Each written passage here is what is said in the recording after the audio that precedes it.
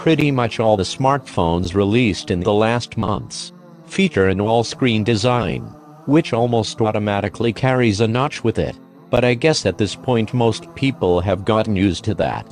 Chinese phone maker Ulefone then felt the urge to do the same, while focusing on the more budget-friendly side of the market. This brought us the Ulefone X. Ulefone X has been made official by the company. This is Ulefone's reply to Apple's iPhone X.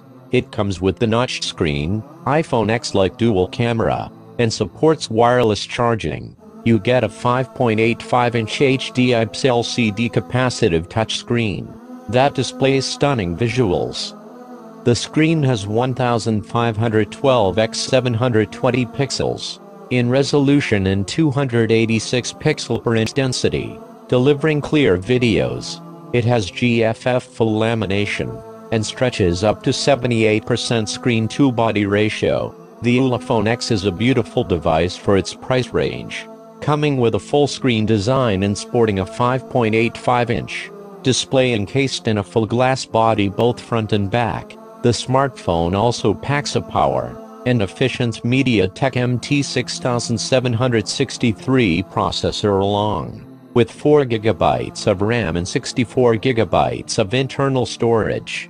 A good-sized 3300 mAh then fuels the entire device, which runs the latest Android 8.1 Oreo out of the box. At the rear, the cameras are 16 megapixel 5 megapixel sensors with f2.2 aperture.